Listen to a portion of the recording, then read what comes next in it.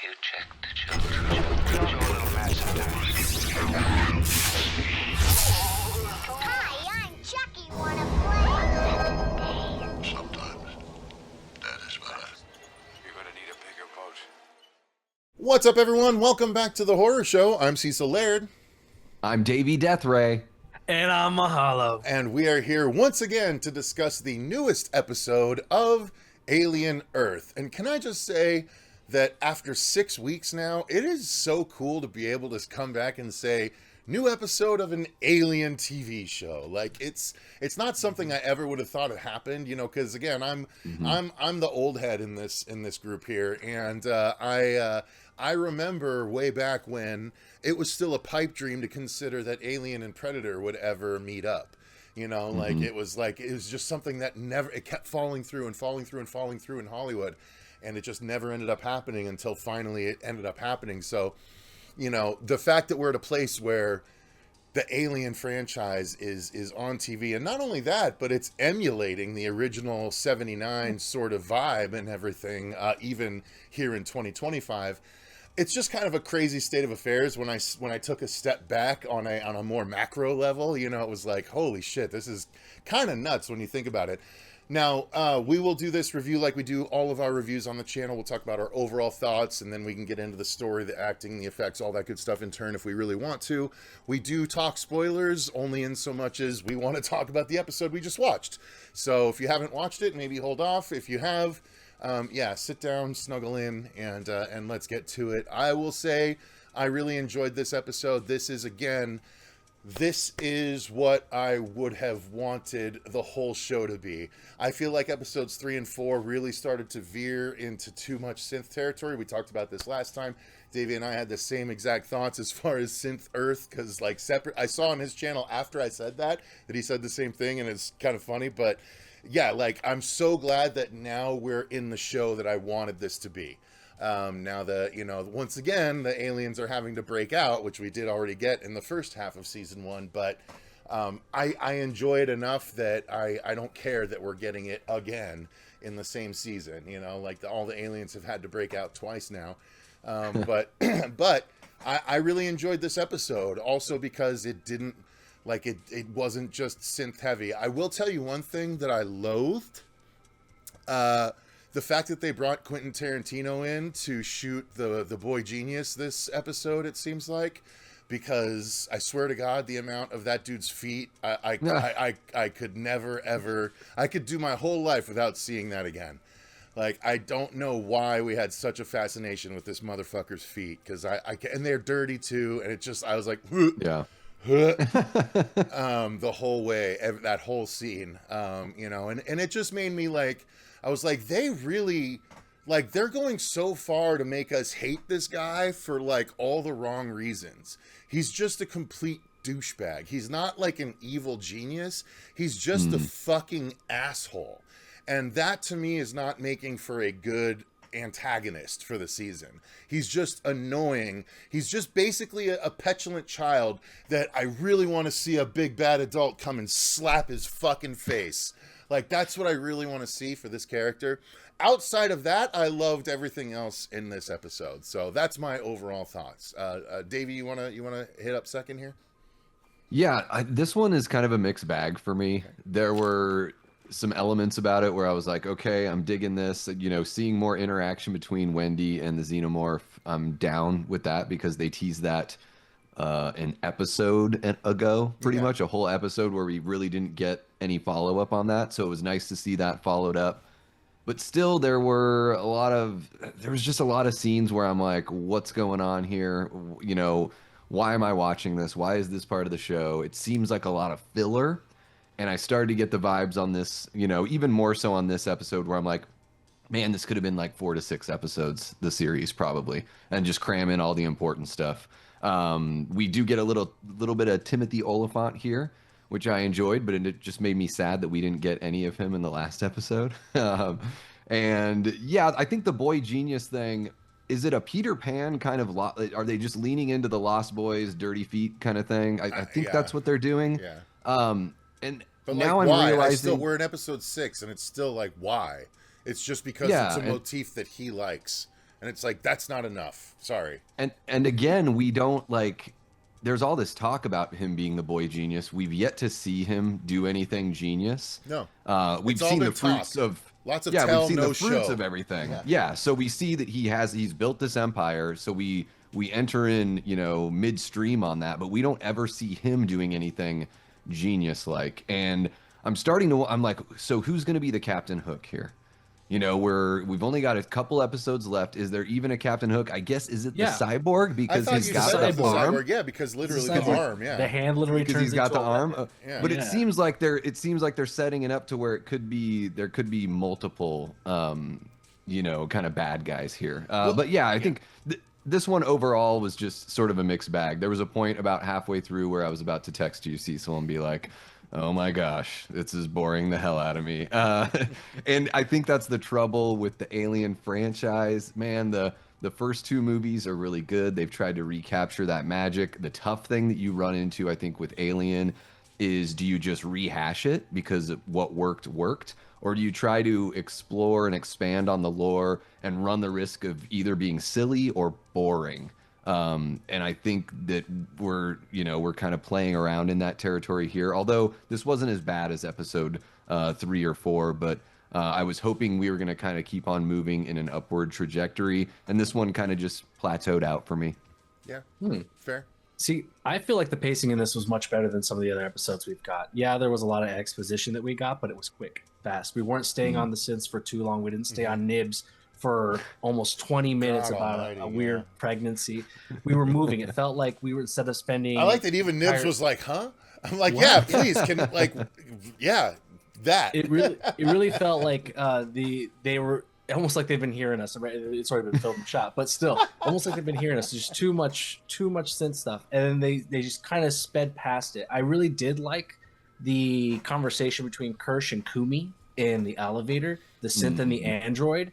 I thought that was a very tense conversation and something that we've been missing for such a long time. And this is having two direct people in conflict with each other, not kids conflicting with what they are, and not adults being typical adults. Some really good interpersonal conflict. It was. And I felt like it we was got that cool to with see Kirsch. a directive measuring contest. Yeah, that was cool. Like synths and cyborgs, it was awesome. And then we got to see the growth cycle too of the xenomorph, which I thought was really cool. We got to see it when it was really small. I don't know if you guys noticed when it crept out of that crevice, the little tubes on its back kind of flexed out, kind of giving you the idea that when it's that young, its body armor is more pliable. It's not quite chitinous yet. It's not quite strong. Which is cool. It makes sense, right? Yeah. Yeah, Kind of right. like a shark. The cartilage is much more malleable when they're smaller, but yeah.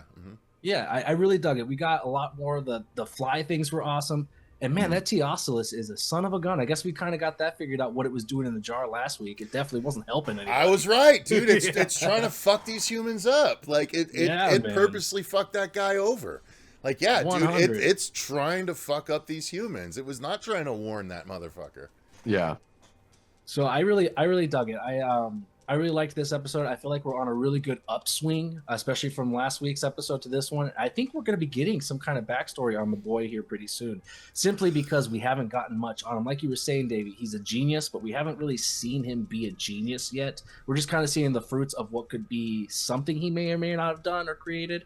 So I think we're getting that pretty soon. Maybe in the next episode or two, I think we're going to get some kind of exposition on how the boy genius became the boy genius. And I think Kirsch is literally modeled after someone who is dear to him.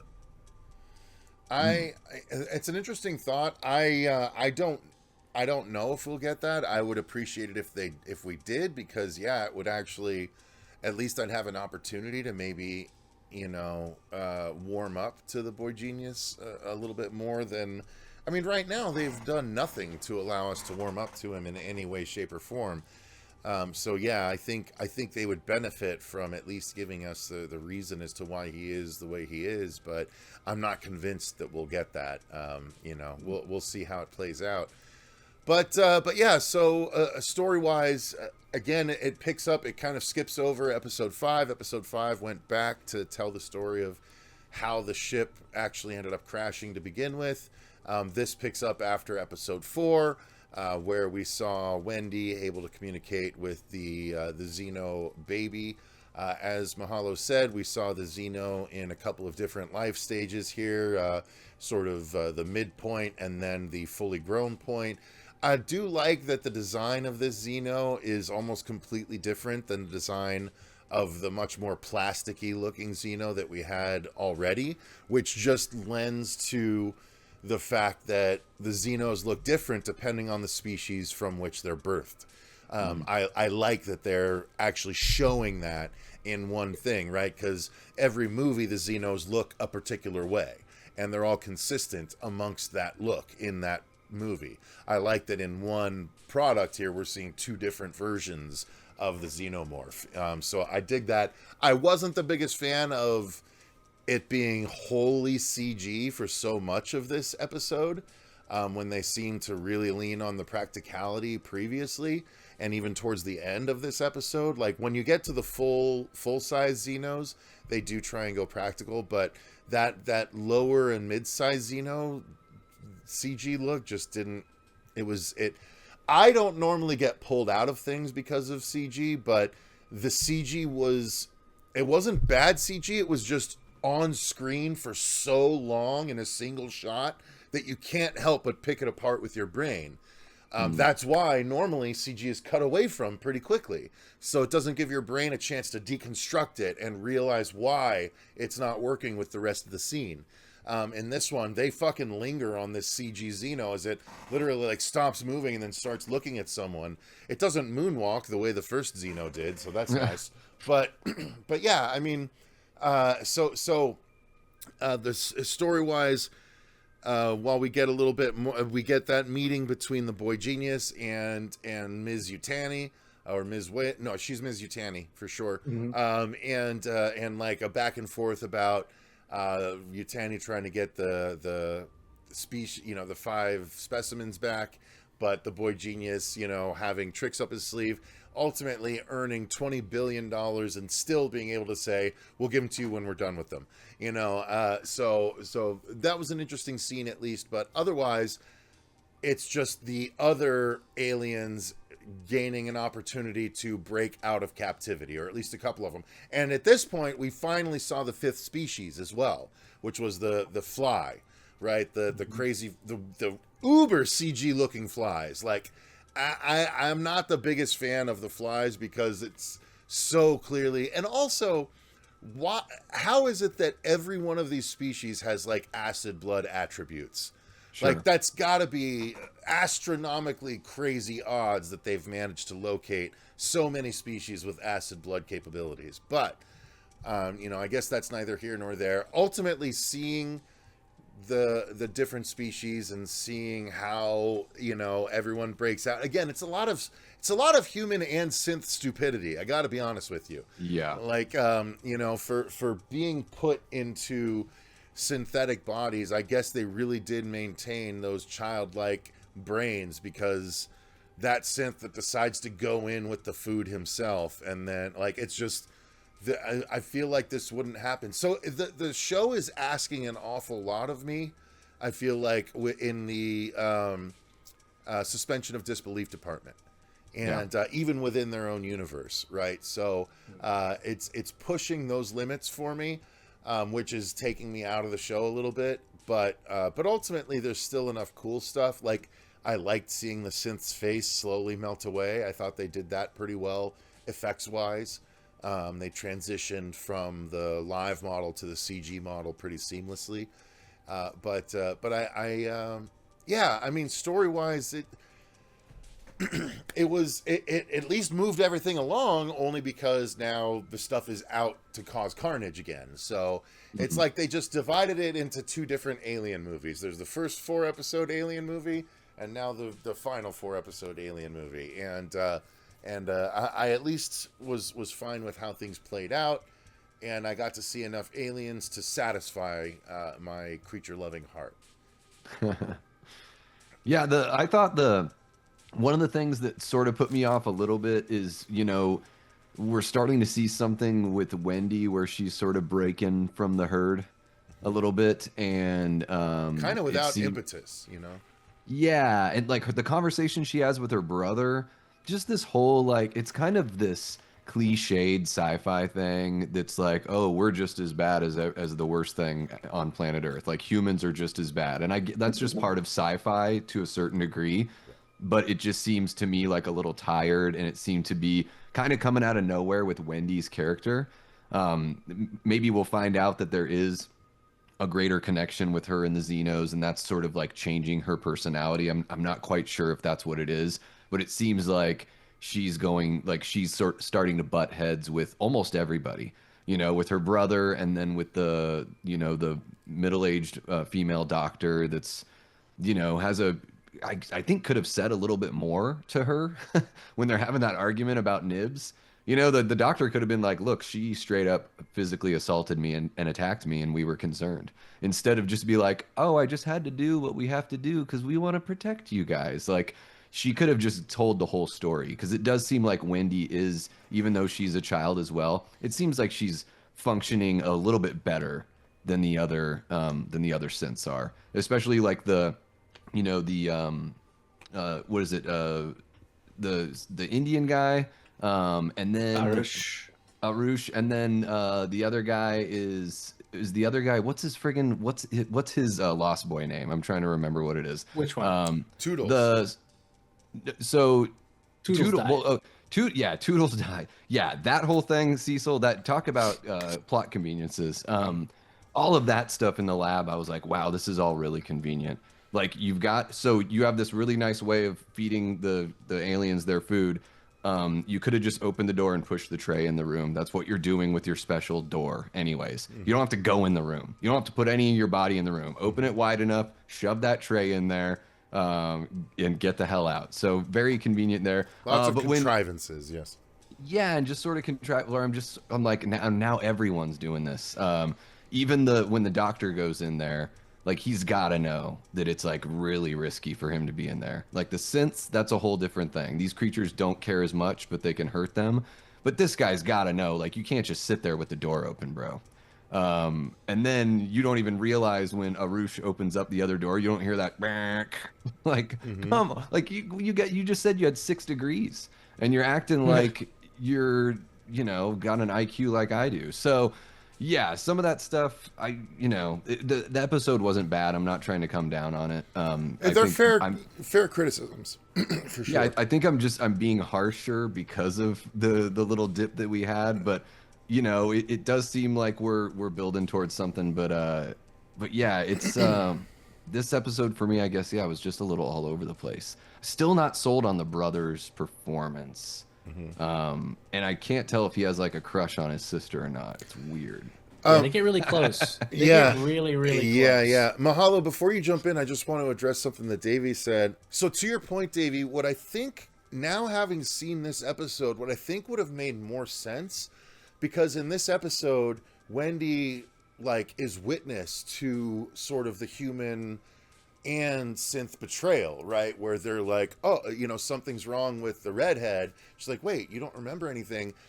So when she realizes that they're being lied to and they're being tampered with, that would then kind of explain her keeping her communication with the aliens secret, because she doesn't really know who to trust. You know what I mean? So I think they wrote this a little bit bass-ackwards in a way.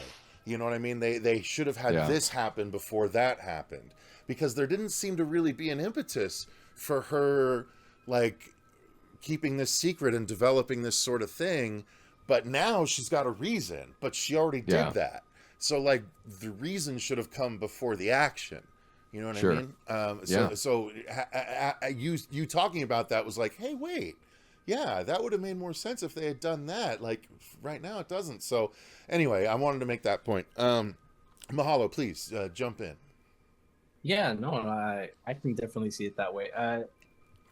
What I'm most interested in for this show really is Kirsch and the T Oculus.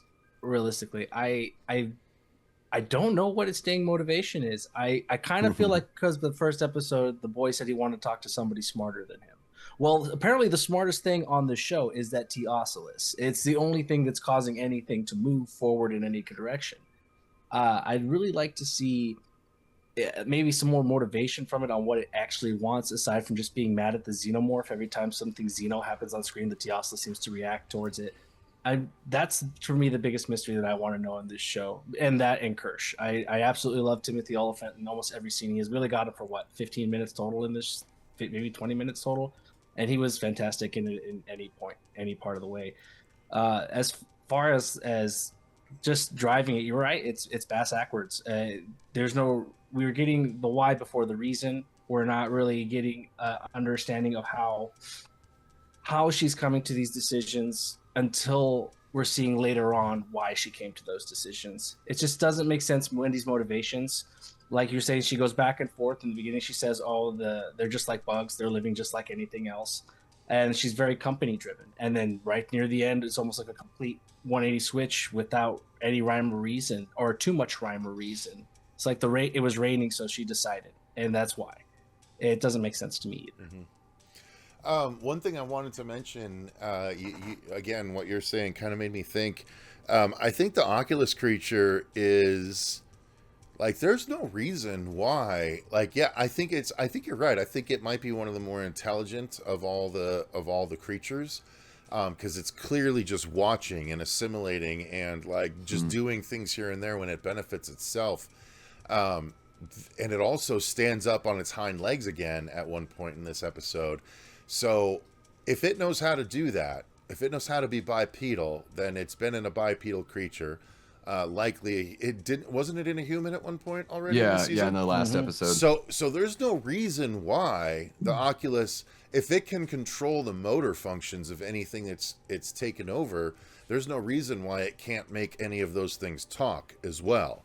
And who's to say that it doesn't tie in with its tendrils into the brain and is able to, actually conversate and everything if need be. Like, wouldn't it be creepy if the fucking sheep started speaking, at some point, because it knows how to do that because it was in a human head at one point. So, like, I think we still haven't seen the full extent of what the Oculus creature can do. I do. It's weird. As little as it actually did this episode, every episode I think more and more that the Oculus is the final boss. Yeah, like it's kind of crazy, but I'm digging the hell out of that idea. And I did love that moment. I don't think I've focused a lot on it, but in episode 4 when it tried to take out the alien, but because the alien doesn't have eyes, it just couldn't do anything. I think that's two apex predators of two completely different varieties that are going to have to come up against each other before the end of the season in some way, shape, or form. Either that or they're both going to survive and go off their separate ways, and we're going to get an Oculus Alien spinoff, which personally I'd be fucking okay with, to be honest. Hell yeah. I mean, the thing latches into the left side of the face on everything it's gone, and that's like the motor function, cognitive thinking, and as long as something has like vocal cords for it, it should be able to talk, access memories. The other thing is, how can it keep the body sustained without knowing what it eats? It'd be cool to see it get into a human and be like, what does this thing eat? Oh, let's eat that other human right there. Let's see how that does. Because starts like eating sand. Yeah, how would it know what the body needs? But yeah, okay. So let's. I think again this episode's filmmaking was fine. It was well done, but it was only aiding and abetting the kind of roughshod storytelling that we were getting that Davey was pointing out. A lot of the conveniences and contrivances that I kind of forgave on my watch through, to be honest. But as Davey was pointing them out, I was like, yeah, it's not great when you really, really sit down and examine it.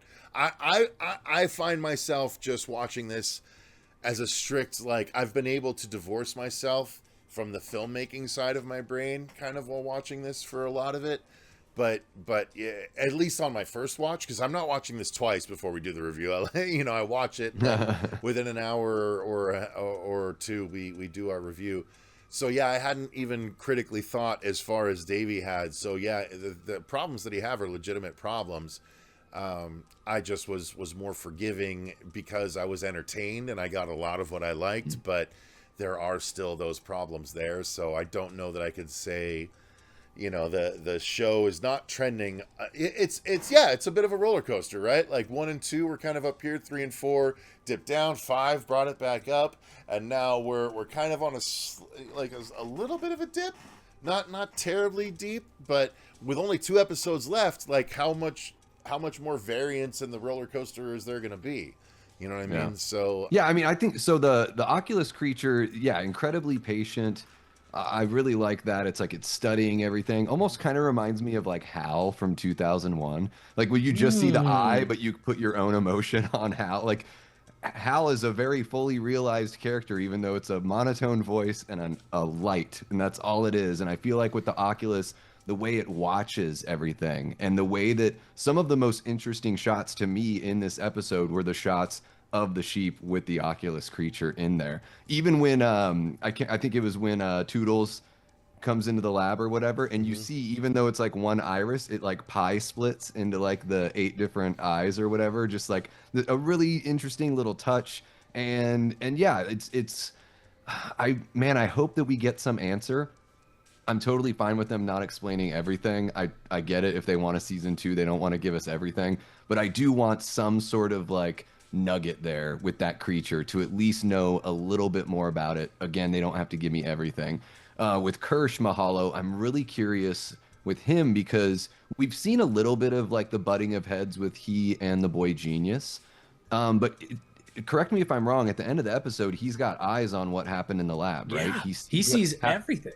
Yeah, and then he tells the boy genius, is like, everything okay? And he's like, affirmative. And he just like doesn't give him what he wants, because as far as I know, who knows if that's what the boy genius wants? But as far as we know, Arush is going to take that guy, take the doctor off the island, off Neverland there. So that's really interesting to me, the whole Kirsch aspect of it all too. To that point, Davey, do we actually know where Kirsch's loyalties actually lie? Because most synths, as I understood it, were Weyland-Yutani creations. So it would make sense that it's still ultimately working for Yutani. The cyborg code. Yeah. The cyborg does say to him, though, he's like, how does it feel to, be created by somebody who made you obsolete? So I'm getting the idea it's Prodigy, but you're right, it could be. Like we don't really know, and man, we just don't know how much autonomy Kirsch has. I think that's the most interesting thing, is we know he's synthetic, but it seems like he does have some level of autonomy, and I don't know. I love the way Oliphant reads the lines when he's talking to the brother at the beginning of the episode. I love all of that. Like, you want to take your sister and just make her a family. That's like an onion wanting to take control of like a star or whatever he says. I thought that I'm like, he's got these great little like strange one-liners. They're strange, but they make sense, and they're not like colloquialisms I've ever heard. So hats off to the writers for those little moments there. So very curious about Kirsch. Another moment in the lab that kind of like struck me as sort of odd is like, and this is one of those things where I'm like, they just did this for TV. They just did this for the suspense and the drama of it all, and they probably could have painted this picture differently. Why does the face hugger just like go about the lab and knock over like tin cans for like 5 minutes before going for the doctor? Like, I mean, we've seen it in these movies where these things pop right out and they immediately go. Usually when they're running around, that's like when people have entered a room and it's already like hiding. Well, and in Aliens, when Ripley and Newt were hiding, that alien ran around the room a little bit before it actually tried to attack him. I think the idea is that it's going for an angle of attack that the victim is not expecting. And if the victim is tracking it, it has to keep moving. Right, because it can see where its victim is tracking, and so it's like, oh no, I got to go over here so it can't fucking see me go for his face. That's my no prize excuse for it. But it could be a biological imperative. If you look at the eggs, every time like a human is around it and they're breathing, the egg reacts. It doesn't react to synths. It doesn't react to this to the metallic stuff. Just to natural human breath or when people are around it. So it's got to have, and it doesn't have eyes, right? So it's got to have some way to sense. Maybe it's like a bat where the vision is so bad, it's trying to find where its prey is. Well, it senses fear according to Romulus, remember? right? Because or heat, isn't that because they have to cool figured it that would be room heat. down? I think it's heat. And yeah, but also, well, they talked about in Romulus how like don't get nervous, don't sweat, because they that's when that's when they'll pick up on you and stuff like that. Okay. Just So like yeah, maybe pheromones. I think or it is smell. heat. Yeah, I think it's a little bit of all of that. It seems like, but yeah, it's. I think it was just a matter of them being ambush predators, ambush creatures. And Yeah. they don't. If you're like staring right at it, unless it's got nowhere else to go, it's gonna find a place to come at you unexpectedly. I thought, I was like, oh my gosh, well, he's trying to pull this heavy ass synth out of the cage. This thing is just going to jump right on him. And we're going to get this shot of the Oculus just like watching it, just watching it happen with him struggling like in the reflection of the glass. I don't know. Maybe I wanted something that they didn't end up giving me, but it seems like it makes sense in a sense. But I know that obviously they wanted to show that moment with Arush where he's, having to grapple with what he's dealing with as well. So, okay, fair is fair. That point I won't gripe on too much. So yeah, I mean, we've covered an awful lot. Is there anything that you guys were particularly unhappy with in this episode, or particularly happy with? Any final sort of thoughts on it? Because again, the filmmaking is still high quality. Again, like I said, I feel like there was a lot more CG Xeno in this, but it's because it was at those awkward mid stages where you can't have a human in a suit portraying the Xeno, so it's at least forgivable. But those flies were very CG. You know what I mean? Yeah. And it's gonna bother. There's gonna be a lot of people who are like, CG was terrible. I tend to be forgiving, but I also tend to be one of the people that doesn't notice or track bad CG that often. And this was very obvious CG to me. So I just compare it to Goro from Mortal Kombat, and if it's worse than that, then well, I'm no, not the gonna first bother. one or the recent one. The recent one. The first one was practical effects. Yeah, mostly. yeah, This exactly. last one was. I think with the flies, it's like once the tentacle comes out, like the acid spitting tentacle or whatever you want to proboscis. call it. Yeah, Yeah, the the proboscis. Because I think it looked like in most of the shots, it was looking good. I like the little habitat that it builds. Kind of reminds me of like wasps or like hornets, like the mucusy kind of thing. And when they're walking around, I'm like, I'm cool with it. But yeah, the proboscis looked a little odd. But I don't know. I'm one of those people that I'm not like a ride or die. It's got to be practical effects. As long as you can make the CG look as believable as possible. I think the best thing is the combination of the two. But I totally understand what you're talking about, Cecil, especially when the Xeno was small. There was a shot that was like from behind the Xeno on Wendy, and it looked like her eye line didn't match quite up with the ball or whatever that they put there. Yeah. That to me, it pulls me away more than just the CG. It's not even really the CG.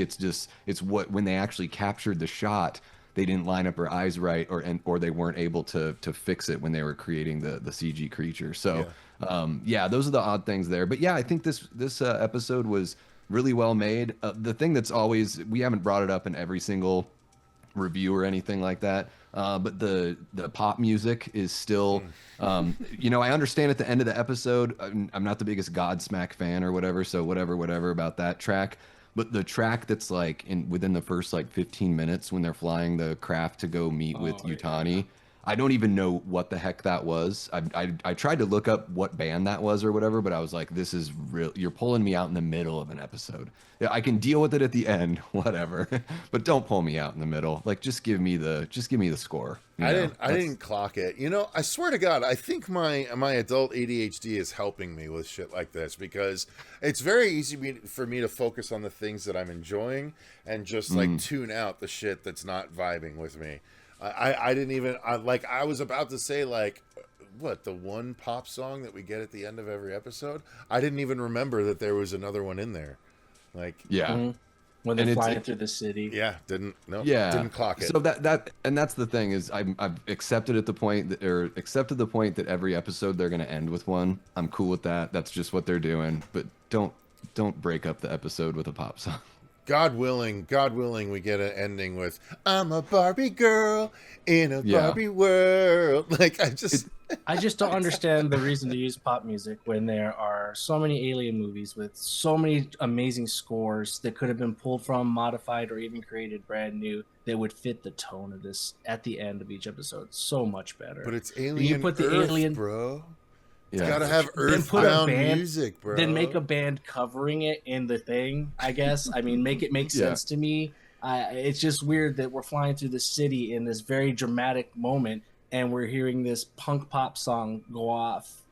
It doesn't match the ambiance of anything. It's so off-putting. It's like they paid for the rights and they're like, well, we got to use it. Well, or Disney already has the rights. That's usually when there's a song in a movie or something and people are like, I wonder why they picked that. And I'm like, because they probably didn't have to pay extra for it. Mm-hmm. But I think here what we're probably dealing with most likely is that Noah Hawley, the creator, he probably has a soft spot for these. He wants to create a mixtape. It's another way of, I've seen a lot of people on Twitter that love it. And they're like, another banger of a track at the end of the Alien Earth episode. So it's just another hook thing for like a mainstream audience, I think, ultimately. So it's one of those, I just think it's there for the commercial aspect of it. Like, I like the song Cherub Rock by Smashing Pumpkins, but to put that at the end of the last episode where we had that really serious 79 Alien feel, I was like, oh man, I like this song. These things, they're like oil and water. They just ain't really mixing here for me right now. But my cartoon brain goes here. James Gunn is like a conductor with the music that he chooses. Noah Hawley is a conductor, but his baton is a sledgehammer.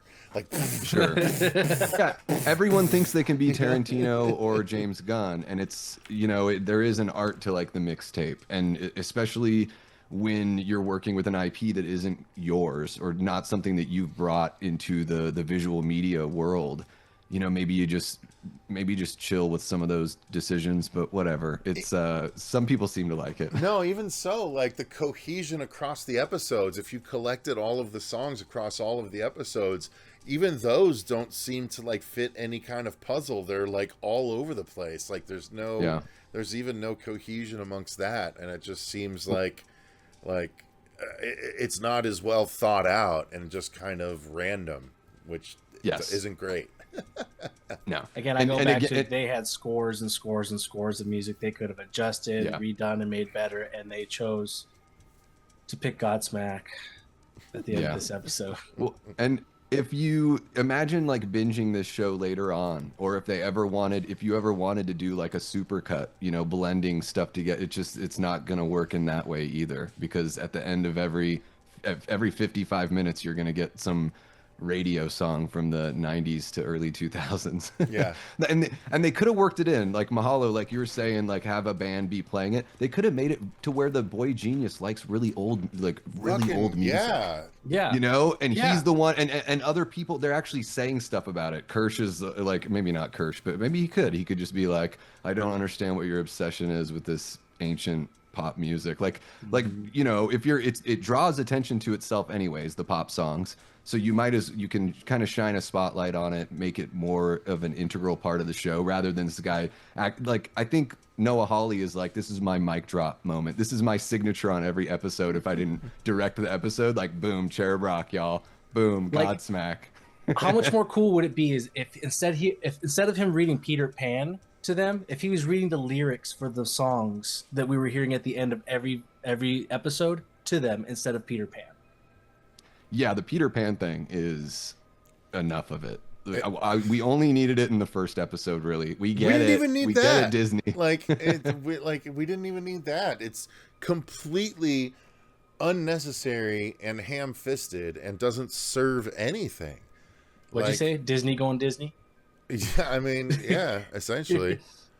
But yeah, You gave the symbol earlier, Cecil, and it really is masturbation of intellectual property. It is. It is. I mean, dude, like I feel like there's, regarding the music, like I feel like it's as simple as like one of the kids that turned into a synth, like when they first introduced them, is like constantly on like an MP3 with headphones or something, and like that synth also does the same thing, and like it like they, whatever it is doing in the episode, it's listening to a music that is then re-represented at the end of the fucking episode. Like, Yeah. you know, like try and get a little clever with it rather than just fucking throwing it out of left field every episode.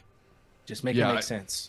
I worry that instead of Barbie Girl, they're gonna do one of those days by Limp Bizkit to close out the finale. yeah, most likely. So yeah, I don't know. That episode 6 again, it's at least in the upper echelon of Alien Earth episodes, but it doesn't necessarily instill the most tremendous amount of hope for the final 2 episodes. It doesn't necessarily make me think they're going to be bad. It just doesn't. Yeah. It's not necessarily aiming towards a destination that I can clearly see is going to be a super entertaining destination. Does that make sense? I mean, if they have to take it out and kill everybody, I mean, that would be. They've got a lot to fit into the next couple episodes, and I think that in a couple of these episodes that we've seen out of the batch of the last 3, they could have, compressed some of the storytelling to allow themselves enough time. I worry that in the last 2 episodes it's going to be crammed. I really hope not. But yeah, I think you're spot on, Cecil. It's not like this episode isn't a bad one, but I was definitely expecting a little bit more, going into the final stretch here. What are the chances we don't see the Oculus take off in a ship in some sort of body at the end of the season? Like it's in someone and it takes off to head off elsewhere to some other story. Like, I don't think they're going to be able to kill the Oculus. I think it's too cool of an idea. I think so. I think you're right. Yeah, they got to make a move with it. It's been looking at the chessboard for a while, so it's got to move some sort of piece. Yeah. I would imagine that if the idea that they probably have is going into season 2, you're going to want the Oculus to be one of the main antagonists, moving forward. Yeah. So, all right. I don't have much else to say about this episode. Any final thoughts from you, gentlemen? I'm good. Fantastic. No. I just want to say I thought it was cool how they ended up with him going an event at the end. Oh yeah, that's a little bit of a nod there. Yeah. Who, the Toodles? Arush. Not Toodles. Arush. Yeah. Oh. Arush and the doctor. But you're telling me the fly just couldn't take that grate off? I mean, it's not even screwed in. Yeah. True.